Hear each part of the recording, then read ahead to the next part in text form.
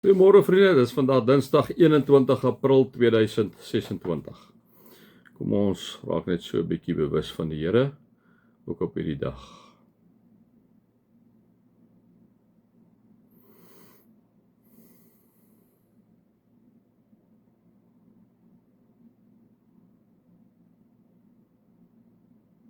Dankie o Heilige Gees dat U elke oomblik van die dag by ons is.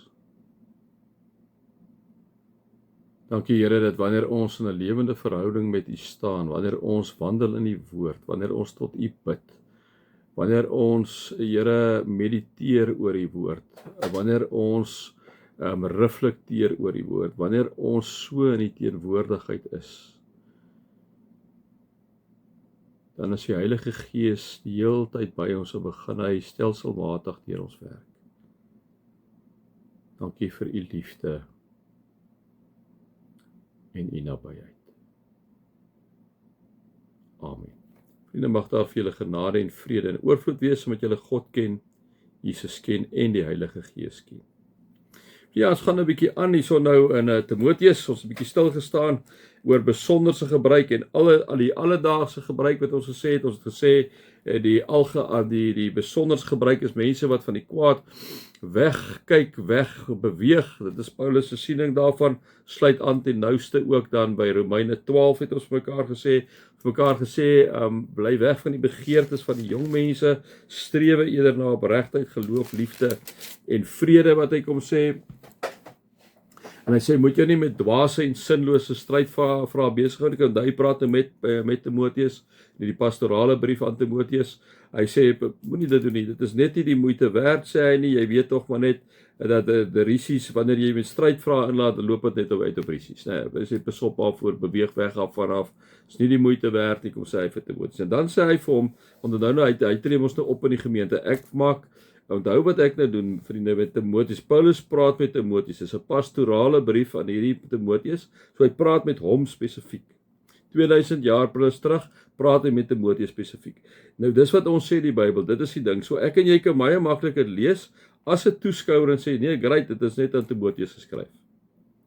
Maar vriende, dit is nie hoe die Bybel werk nie, die Here kom, al is hierdie ding 2000 jaar plus terug geskrywe, kom gebruik hy hierdie gedeelte, en dit is waar jou en my onderskeidingsvermoë moet inkom, saam met die werking van die Heilige Gees, om vir ons te sê, maar wat leer jy hier uit, wat hoor jy, kom sê die Heilige Gees vir jou, want ek en jy kan natuurlik ook sê, nee, wat is maar net vir Paulus, vir Timoteus geskryf, hy was die dominee daar, nee, wat, dit het niks toepassing op my nie, kom nou, nee.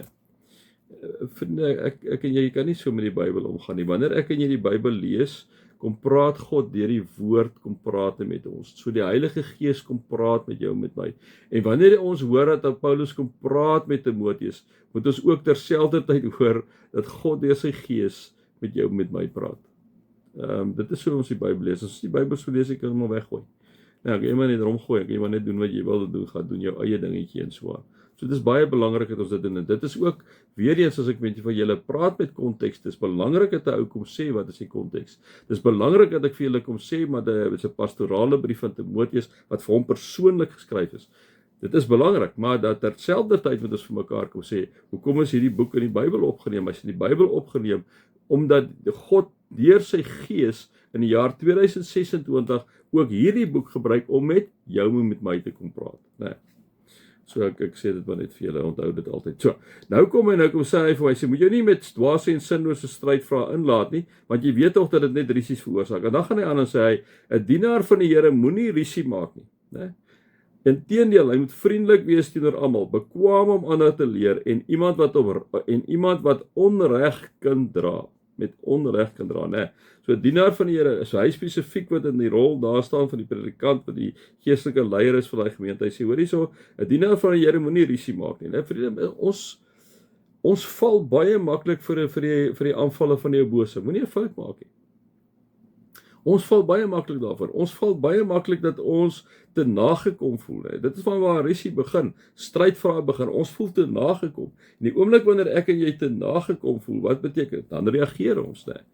En dit is baie kere vriende waar die Here vir ons kom sê, ons al baie lank al kom sê, hoorie so, draai die ander wang, loop die tweede myl, want dis die vrug van die Gees. Die vrug van die Gees vergewe. Vrug van die Gees streef na vrede, selfbeheersing, geduld, sagmoedigheid, né? Daai tipe van goeders.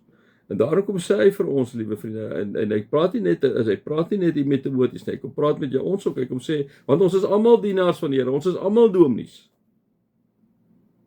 Ons almal staan in diens van die lewende God, ons moet dit nooit vergeet nie. So dienaar van die Here, jy included wat luister vanoggend, né? Moenie risie maak nie, inteendeel jy moet vriendelik wees teenoor almal, bekwam om ander te leer en iemand wat onreg gedra, met vriendelikheid moet hy of sy teenstanders teregwys, né? Daar is tye wanneer ons nou mense is wat teenstanders van die geloof is, teenstanders van die feit dat Jesus Christus die weg en die waarheid in die lewe is, en dan moet jy in vriendelikheid met daai persoon hom kan sê, man, dit is hoe ons glo, ons sien dit so. En wanneer daar 'n teenstrydigheid is binne 'n gemeente, moet jy ook met groot vriendelikheid kan sê, weet jy, ek verskil nou daarvan jou, of ek sien dit 'n bietjie anders, ons baie mooi kyk aan dit taal, want ons stel ons baie maklik op teenoor iemand, né? So kyk baie mooi na taal. Sê vir iemand wanneer jy met hom verskil, dat jy vir hom sê, weet jy, ek sien dit so 'n klein bietjie anders, ek sien dit so. Of jong, jy het dan 'n interessante manier van kyk daarna. Ek kyk so daarna. So daar's maniere en maniere, liewe vriende, om teenstanders met vriendelikheid eintlik aan te vat, né? Sonder om in risies betrokke te raak. En dan gaan hy aan sê, dit kan wees dat God hulle bekeer, né? Hoor wat sê. Dit kan wees dat God hulle bekeer en hulle tot kennis van die waarheid bring. Dan sal hulle weer tot nugtere insig kom en vry raak uit die vangstrik van die duiwel waarmee hy hulle gevange gehou het om sy wil te gehoorsaam. So wanneer ek en jy met mense praat, teenstanders van die evangelie, mense wat nie die evangelie glo nie, mense wat nie Jesus Christus glo nie, vriende, daai mense moet ons altyd met groot vriendelikheid hanteer. Met baie groot vriendelikheid hanteer. Jy moet nie afkraak nie, jy moet nie sleg sê nie, dit is nie wat ons as kinders van die Here doen nie. Ek en jy moet altyd kan luister na iemand, vir hom kan sê, dit is 'n interessante siening wat jy het. En vir hom te sê, weet jy, ek sien dit nou weer so, ek sien so. So jy sien die hele tyd met 'n konfrontasie nie, want wanneer jy dit doen, kom die Heilige Gees werk in hom, en dit is wat Paulus vir hom kom sê, dit kan wees dat God hulle bekeer, en dat dit kennis van die waarheid bring, en jy is instrumenteel daarbey betrokke. So mag die Here ook vir jou wysheid gee, hoe om dit te doen. Mag julle die liefde van God ervaar, mag julle die genade van Jesus ervaar, mag julle die teenwoordigheid van die Heilige Gees ervaar. Amen.